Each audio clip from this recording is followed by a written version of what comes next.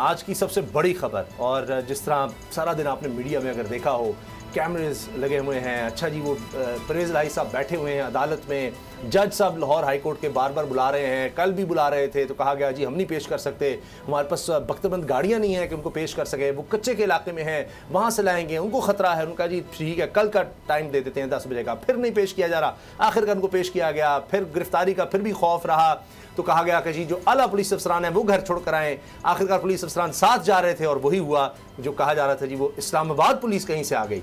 तो अब मुजम्मिल, ये एक अजीब ड्रामाई कैफियत है, सिर्फ फिल्मी कैफियत होती है कि जनाब अदालत का रिटन ऑर्डर भी आ गया कि जी कोई भी एंटी करप्शन भी नहीं, नैब भी नहीं, पुलिस भी नहीं, हत्ता कि नैब और पुलिस के एहलकारों में हाथापाई भी हो गई।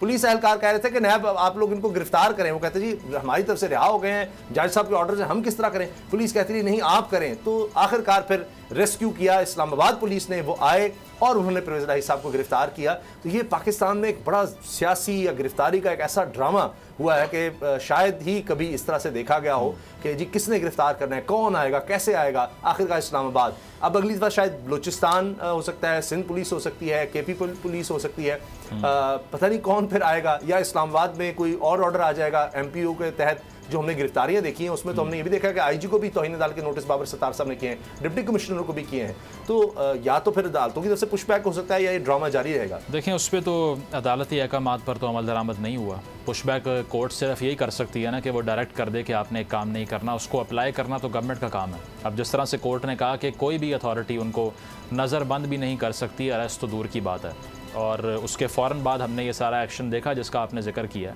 तो अदालती अहकामात तो पसे पर्दा नज़र आए हैं हमें। और अगर 3 MPO की भी हम बात करें, जो कि कॉलोनियल लॉ था बेसिकली एक, और मेंटेनेंस ऑफ पब्लिक ऑर्डर कौन सा डिस्टर्ब हो रहा है परवेज़ इलाही साहब की मौजूदगी में, ये समझ से बालातर है। ना वो जलसे कर रहे हैं, ना वो तकारीर कर रहे हैं, इवन कि वो 9 मई वाला जो सारा एपिसोड था उसका भी हिस्सा नहीं थे।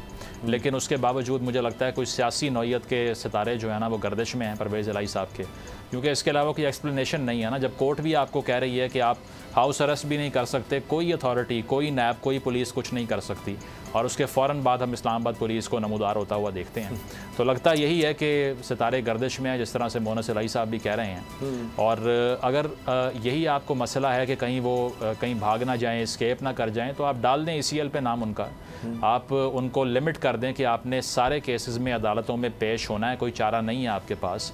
लेकिन बुजुर्ग सियासतदान है इस एज में, उनको काफ़ी हेल्थ कंडीशंस का भी सामना है, और देखिए उनको घसीट कर बाकायदा उठाकर गाड़ी में फेंका जा रहा है जी। तो गाड़ी से निकाल के, जिस तरह का मौसम आप देख लीजिए आजकल है, तो इतना जो एजड आदमी होता है उसके लिए वैसे ही बहुत बड़ा चैलेंज होता है। तो उसके साथ साथ अगर ये ट्रीटमेंट रहेगा तो मेरा ख्याल है बहुत अनफॉर्चुनेट है, क्योंकि इसमें लॉ जो है वो अबाइडिंग नज़र नहीं आ रही कहीं भी, और अदालती अहकामात को भी कोई सीरियस नहीं ले रहा।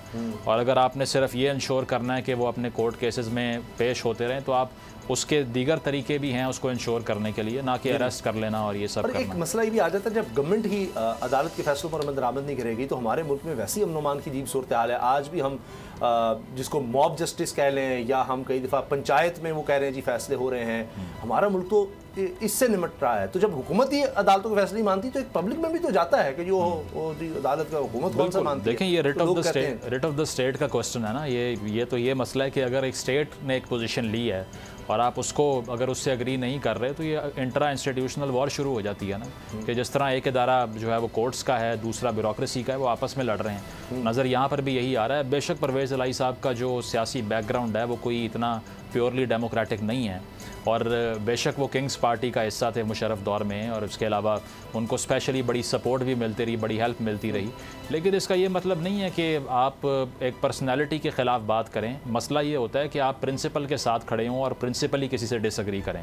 इस केस के अंदर, स्पेसिफिक केस के अंदर परवेज़ इलाही साहब की जो सारी मुश्किल है, जो सारी परेशानी है, उसका अगर प्रिंसिपली एनालिसिस करें तो यहाँ पर लगता यही है कि सियासी वाबस्तगी उनको ज़्यादा तकलीफ पहुंचा रही है, और उसकी वजह जो है वो एक प्रेस कॉन्फ्रेंस करने की देर है और सारे मसाइल हल हो जाएंगे। वही बेसिक प्रॉब्लम वही लग रही है, क्योंकि बहुत से ऐसे लोग भी हैं जिनका डायरेक्टली बहुत बड़े बड़े डिस्प्यूट्स में नाम भी है, लेकिन उनको हाथ नहीं लगाया जा रहा। बहुत नाम भी आए, मुझे अच्छी तरह याद है 9 मई के हवाले से भी जो कॉल ट्रेस हुई, IG साहब ने भी प्रेस कॉन्फ्रेंस की, उनमें मुराद रास और दीगर लोगों के नाम थे। इस वक्त कहीं आपको कोई एक केस भी सुनने को नहीं मिलेगा, क्योंकि इस्तेहकाम पाकिस्तान पार्टी में चले गए। मगर असल बात यह है कि इस तरह की गिरफ्तारियों से या इस तरह के मामलात से क्या पाकिस्तान में इस्तेहकाम आ जाएगा, जिसके बारे में सब कह रहे हैं, यानी चीन के वज़ीर ख़ारजा आकर कह गए जी आप इस्तेहकाम लेकर आएँ सियासी, फिर हम मईशत पर बात करेंगे। तो हम मईशत में भी तबाही देख रहे हैं और सियासत में इन लोगों को बिठा कर कुछ फ़ैसले लेने की ज़रूरत है या एक सेट करने की ज़रूरत है जी इलेक्शन में किस तरह जाना है, लेकिन हमें अभी उस तरफ कोई पेशरफ नज़र नहीं आ रही। अगर आपको ये वीडियो पसंद आई तो सब्सक्राइब करें और बेल पर क्लिक करें। सब्सक्राइब करें और बेल दबाएं ताकि कोई खबर रह न जाए।